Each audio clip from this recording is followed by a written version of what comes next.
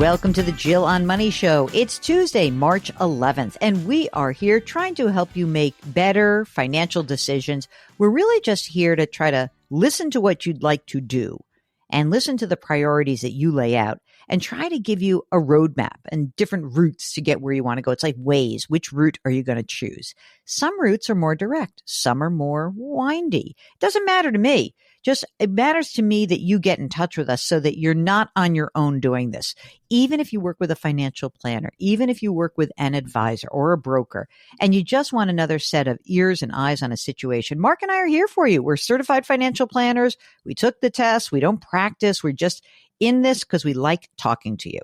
So let's make sure that you know how to get in touch with us. You go to our website, jillonmoney.com. You click the Contact Us button. Write us a note. If you would like to join us on the air live, check the box. Mark will do everything else.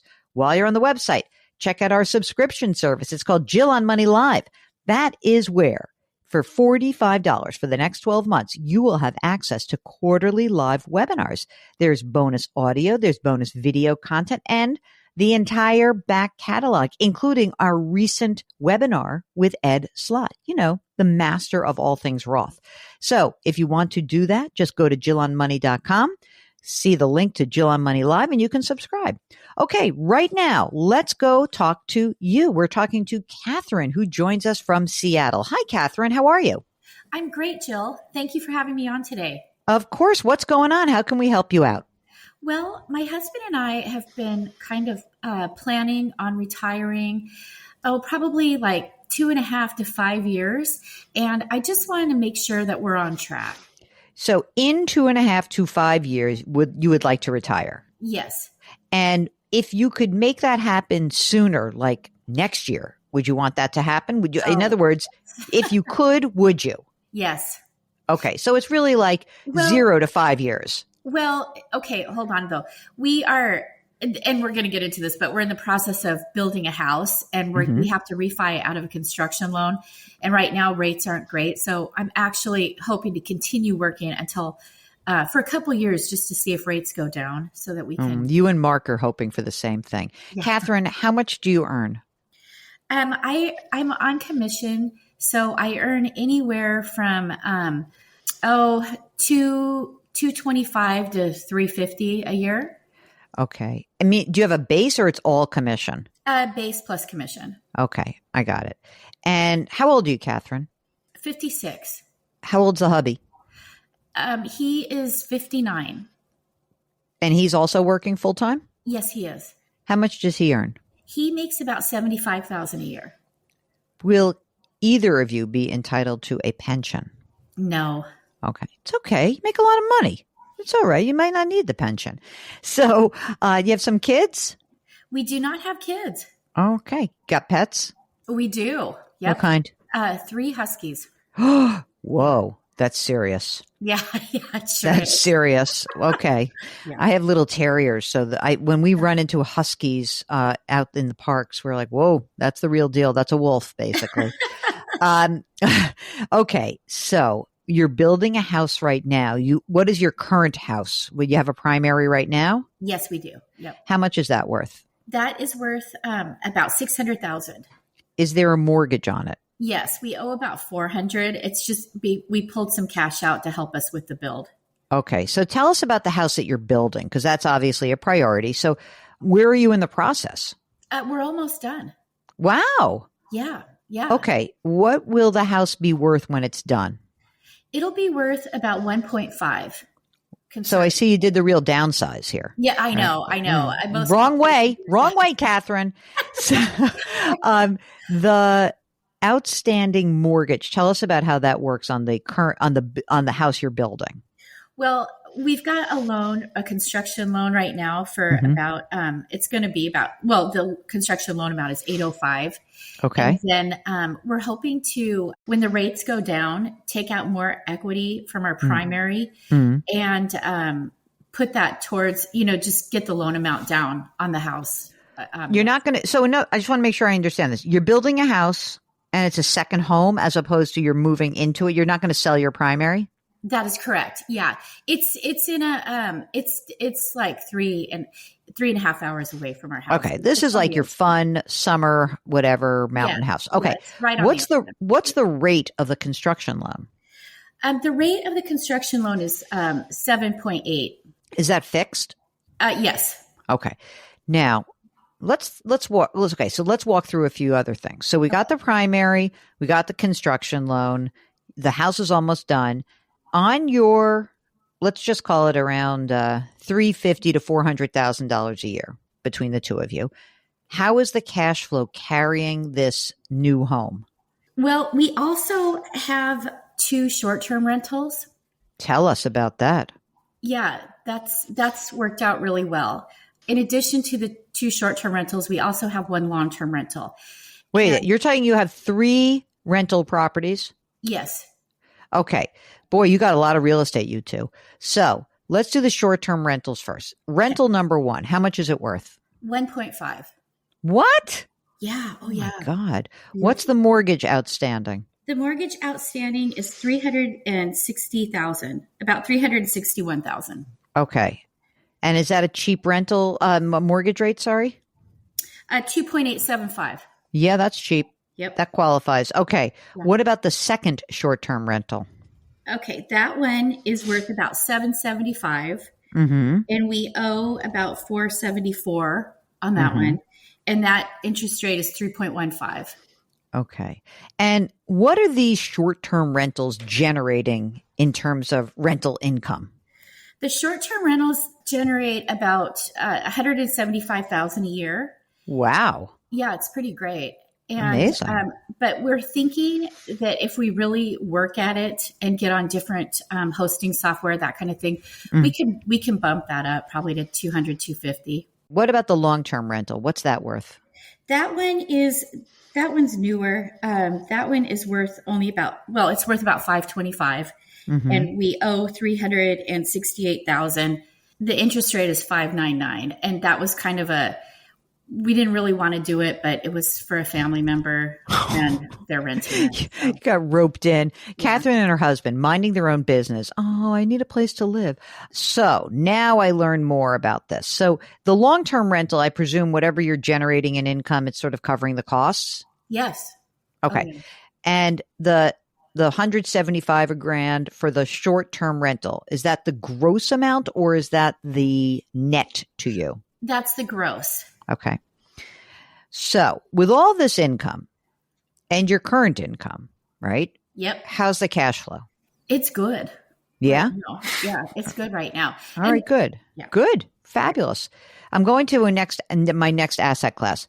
How have you guys saved for retirement besides these rentals? Is there money in a 401k and an IRA? What do you got? Yeah, we've got the short-term rentals were bought as part of our retirement plan. But right now we have about $1 million in 401k. That's it. Okay. And then we have $225 in savings. Okay. So really it's the real estate that is powering this, right? Yes. Would you ever consider getting rid of one or more of these properties in the future, even though there's great cash flow? Would you consider it simply to get rid of this construction loan?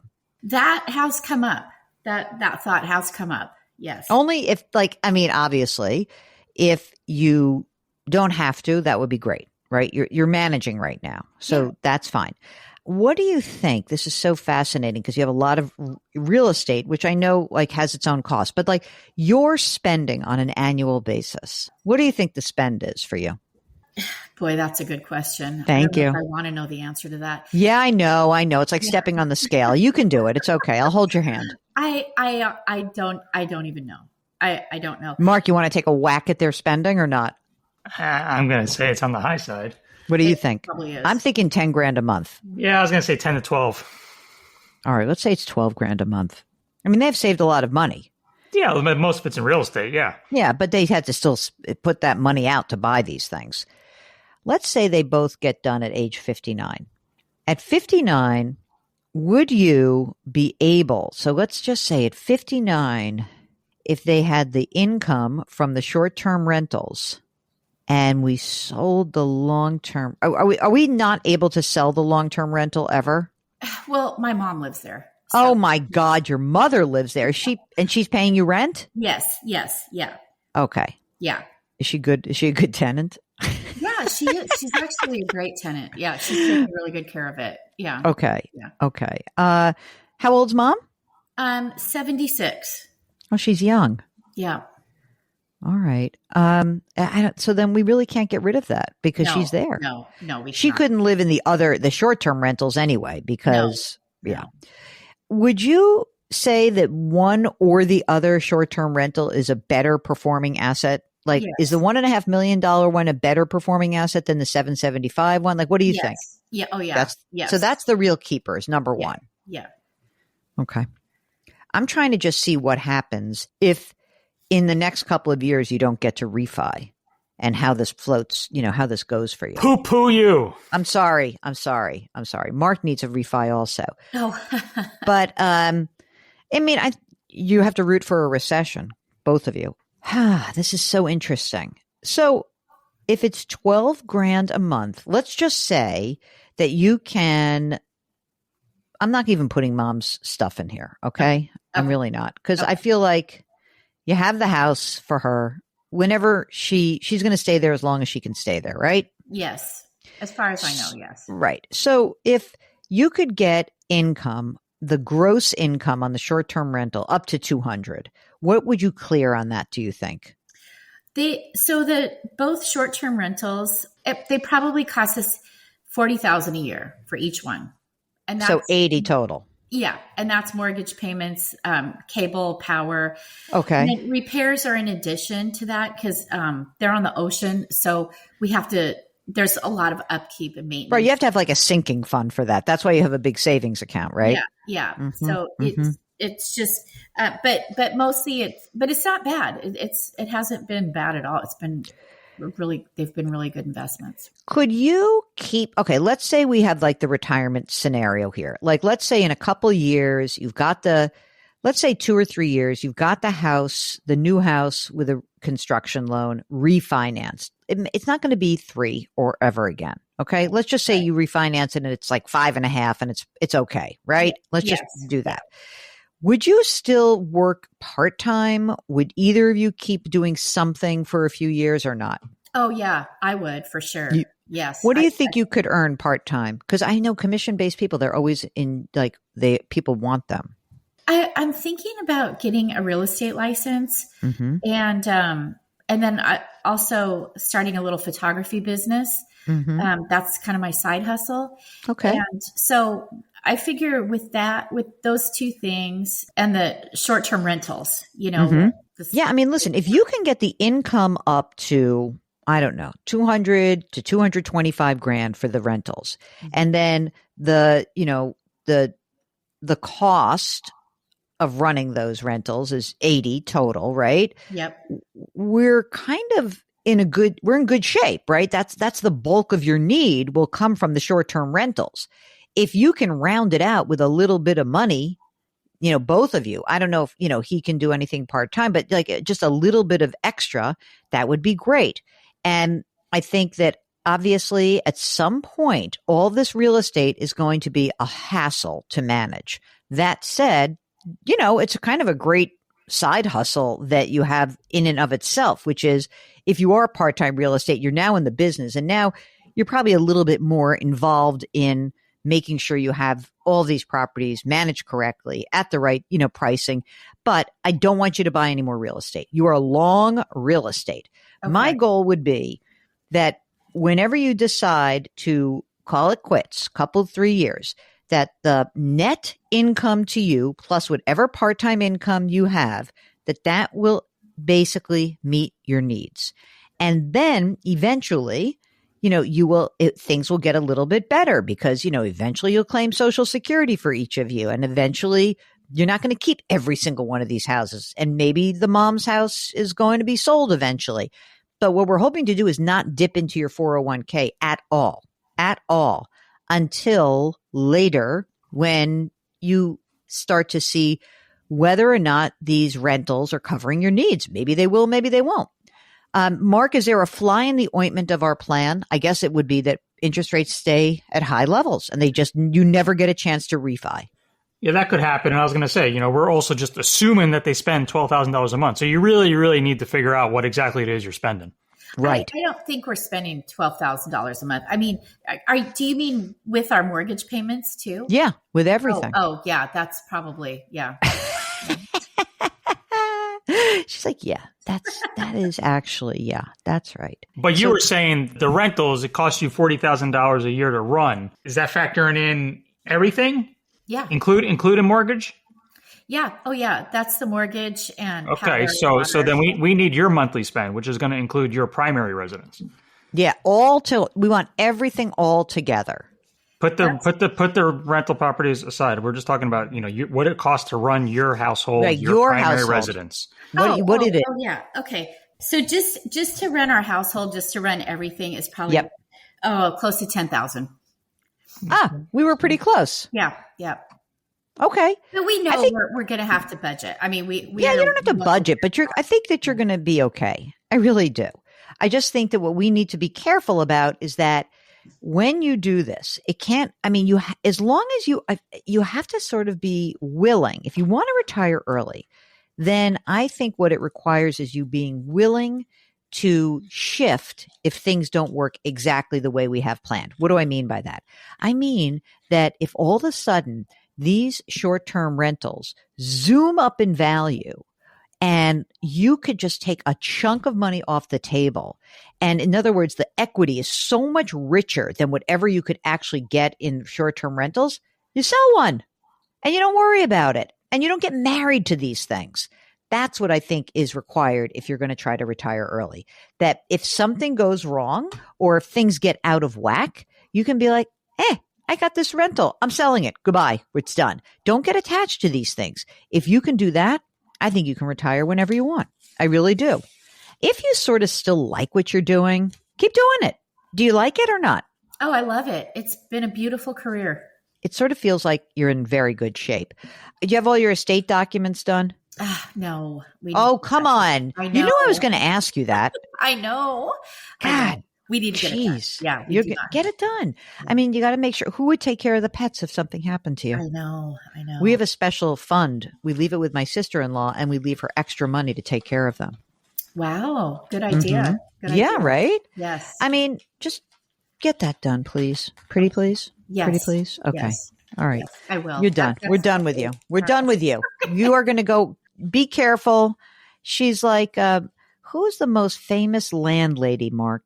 Would that be Leona Helmsley here in New York?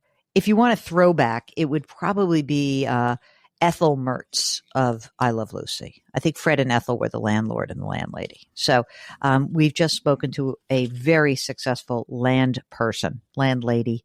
If you've got a question about how you can navigate rental property, if some certain part of your portfolio, your financial life has ballooned up in value versus something else, what you should be doing, how to think about it, get in touch with us.